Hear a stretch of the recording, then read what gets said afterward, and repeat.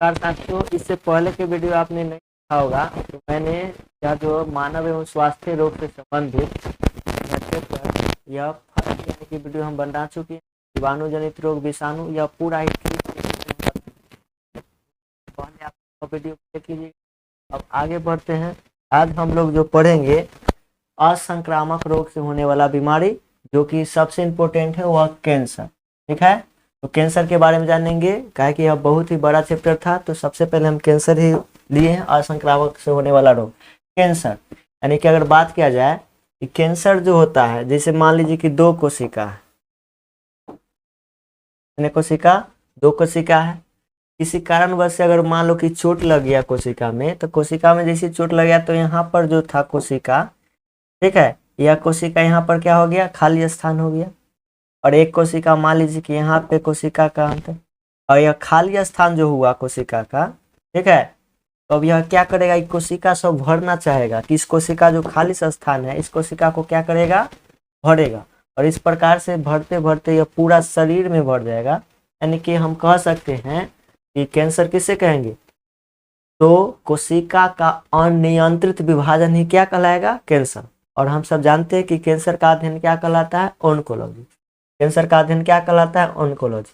लेकिन अगर मान लीजिए कि अगर वो कोशिका, अगर जहां पर कोशिका का विभाजन हुआ और उतना ही स्थान छेका और पूरा कोशिका में नहीं फैला, ठीक है, तो इसी को हम कहते हैं गांठ पड़ना या ट्यूमर होना।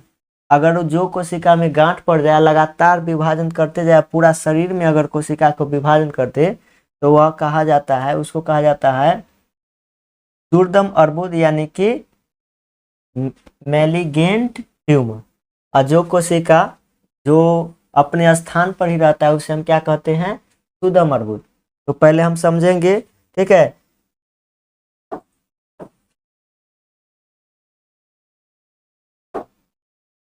चलिए कि कैंसर के बारे में जानते हैं। शरीर के किसी भाग या ऊतक में कोशिका का क्या होना, अनियंत्रित विभाजन होना ही क्या कहलाता है, कैंसर। क्या कहलाता है, कैंसर। ठीक है, कैंसर का अध्ययन क्या कहलाता है, ऑन्कोलॉजी। और कैंसर से बनने वाली जो गांठ होता है, अभी हम बताएं दो प्रकार के। एक है सुदम अर्बुद, जिसको इंग्लिश में बेनाइल ट्यूमर कहते हैं, और दूसरा है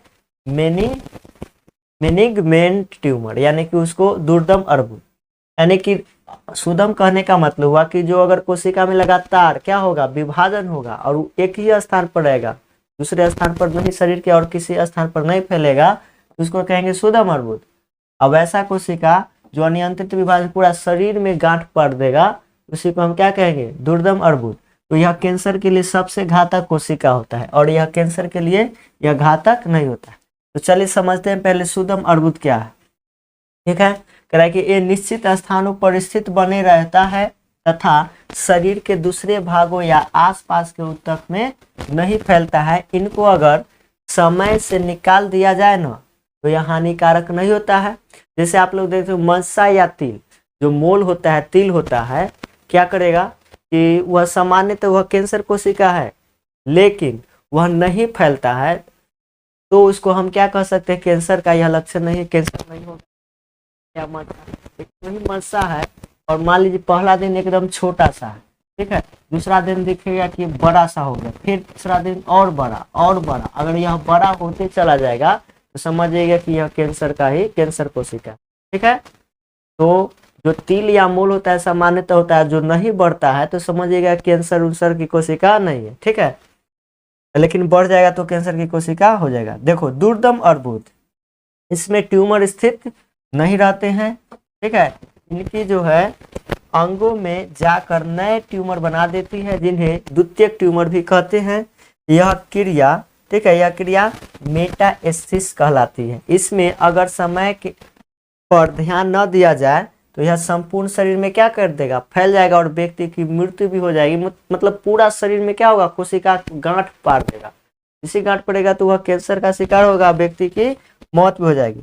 इसीलिए हम कहें कि नोट में कि केवल दुर्दम अर्बुद को ही क्या कहा गया, वास्तविक कैंसर का माना जाता है। तो जो दुर्दम अर्बुद है उसी को हम क्या कहेंगे, वास्तविक कैंसर कहेंगे। जो सुदम था उसको हम वास्तविक कैंसर नहीं कहेंगे। चलिए, क्लियर हो गया होगा।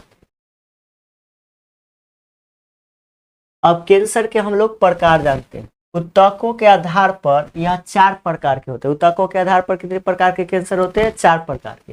पहला जो है कार्सिनोमास। क्या है? कार्सिनोमास। यह जो कार्सिनोमास जो होता है प्रायः यह कैंसर यह उपकला ऊतक में होता है। आपको ये उत्पला देखिए उपकला ऊतक, आप कहिए कि उपकला ऊतक क्या होता है? तो उपकला ऊतक जो होता है, ठीक है, वसा से जो भी चीज बनता है हमारे शरीर में उस सब को हम क्या कहेंगे? उपकला ऊतक। जैसे हमारा त्वचा हुआ, तो त्वचा कौन सा ऊतक? उपकला ऊतक। तो त्वचा में जैसे स्तन कैंसर, अगर स्तन में अगर गांठ पड़ जाए तो उसको स्तन कैंसर कहेंगे। मतलब शरीर के त्वचा के किसी भी अंग में अगर गांठ पड़ गया तो उसी का नाम हो गया। ठीक है, तो कह रहा है कि यहाँ समझिए कि यह मुख्यतः उपकला ऊतक ग्रंथियों में होने वाला क्या होता है? उपकला ऊतक के ग्रंथियों में होने वाला कैंसर है। यह लगभग जो रोग होता है ना, यह 85% रोग इसी श्रेणी में लोग आते हैं। 85% ऐसा व्यक्ति है जो यह रोग से ज्यादा ग्रसित होता है। कौन से? कार्सिनोमास से। ठीक है, जैसे त्वचा का कैंसर होगा, गुटखा उटखा कोई खाएगा तो बस गुटखा तो मुंह में कैंसर हो जाता है। ठीक है, तो त्वचा कैंसर, स्तन कैंसर और फेफड़ा में भी अगर कोई सिगरेट उगरेट पीता है तो कैंसर, फेफड़ा में कैंसर। इस सारा के सारा जो कैंसर होता है इस सब को क्या कहा गया? कार्सिनोमास कहा गया। ठीक है, अगला है सार्कोमास। यह मुख्यतः संयोजी ऊतक की कोशिकाओं में होता है।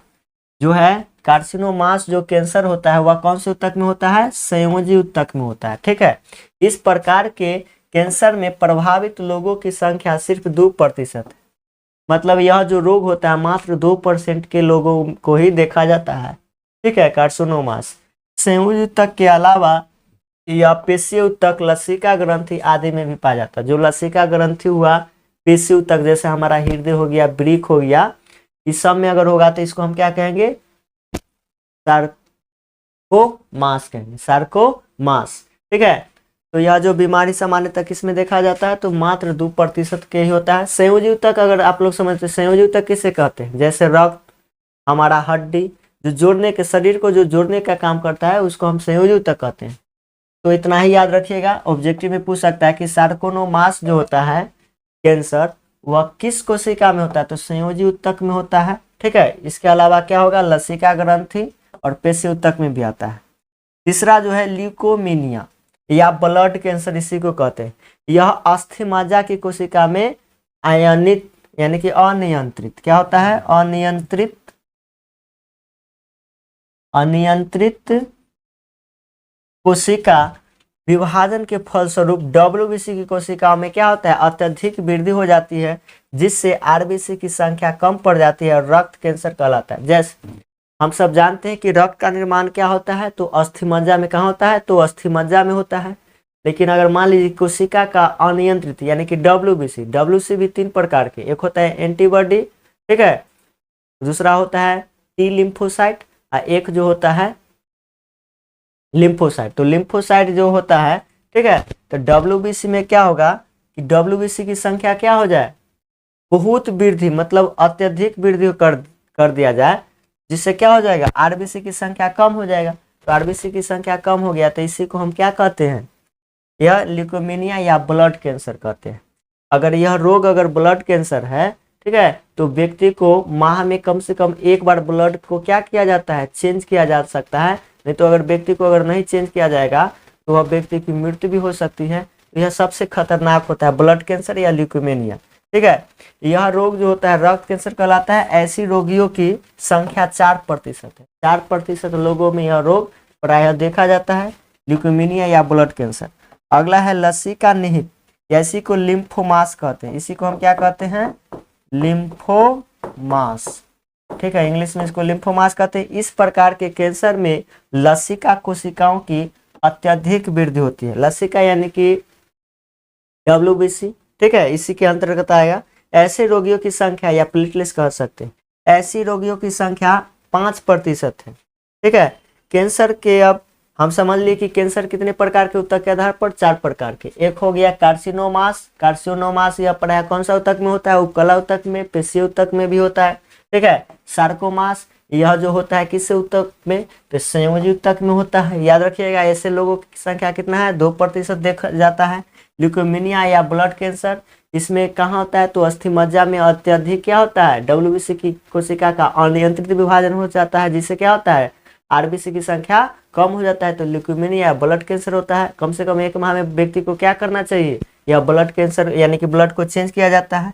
कितना प्रतिशत लोगों में देखा जाता है तो 4% में। लसिका निहित या लिम्फोमास, यह उत्तर किस में होता है, कैंसर किस में होता है, लसिका में होता है, ठीक है, लसिका ग्रंथि में होता है।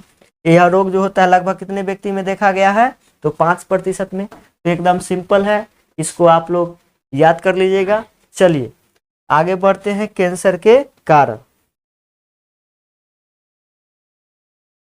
तो कैंसर के कारण देखिए, कैंसर के कारण जो है बहुत कारण, जैसे कैंसर के कारण तो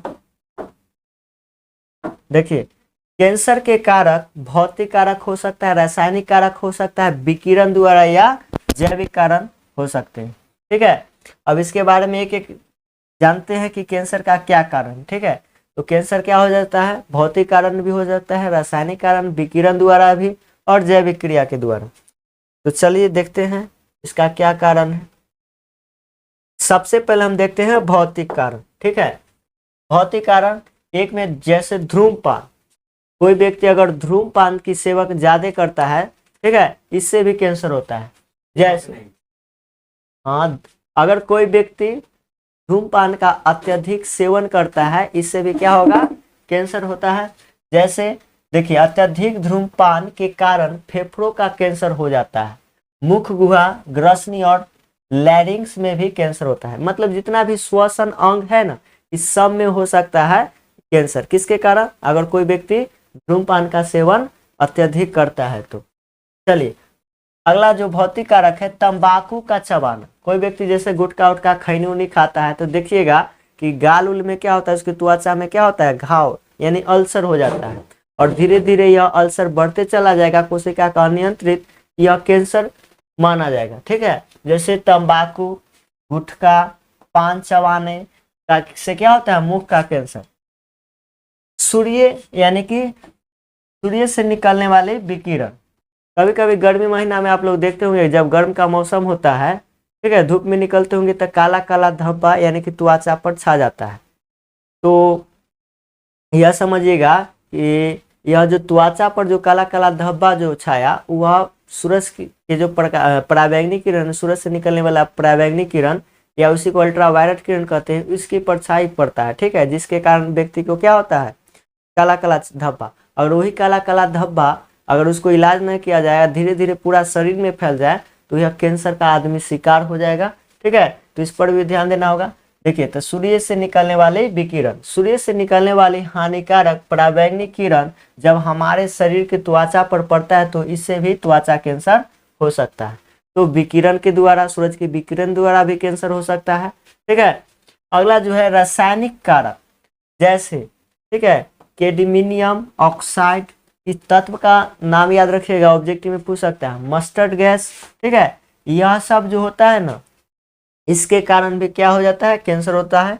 रासायनिक तत्व के कारण भी कैंसर। अगला है जैविक कारक, कुछ विषाणुओं के कारण भी कैंसर हो सकता है। वे विषाणु जो कैंसर उत्पन्न करते हैं उनको क्या कहा जाता है, तो याद रखिएगा उनको विषाणु। वैसे विषाणु जो कैंसर को उत्पन्न करेगा उसे हम क्या कहेंगे, उनको विषाणु कहेंगे। इसके अलावा मानव शरीर में लगभग 20 ऐसे जीन होते हैं जो कैंसर के लिए क्या होते हैं, उत्तरदायी होते हैं। तो इन्हें क्या कहा गया, ओन्कोजीन। मतलब कि जीवाणु द्वारा अगर कैंसर होगा तो उसको हम क्या कहेंगे, तो उनको विषाणु। अगर जीन द्वारा होता है तो उनको जीन कहेंगे, इसको क्या कहेंगे, उनको जीन कहेंगे। इसमें मामूली सी परिवर्तन भी तुरंत कैंसर उत्पन्न कर सकता है। अगर मान लीजिए जीन में कोई परिवर्तन हो गया, या गांठ पड़ गया, या ट्यूमर हो गया, या विषाणु के द्वारा, तो यह तुरंत में यह क्या होता है, कैंसर का शिकार हो जाता है व्यक्ति। तो यह भी खतरनाक है, ठीक है। तो इससे भी होता है। तो अब यहाँ देखिए, आप समझ लिए कि कैंसर के क्या क्या कारण था। भौतिक कारण में हम देखे अत्यधिक अगर कोई धूम्रपान का सेवन करता है, उससे भी गुटखा खैनी यह भी चबाता है, इससे भी कारण होता है। तो यह बहुत सारे कारण हैं। तो यह धूम्रपान यह सब क्या है, यह व्यक्ति के लिए क्या है, सबसे हानिकारक है। ठीक है, चलिए अब देखते हैं कैंसर के लक्षण।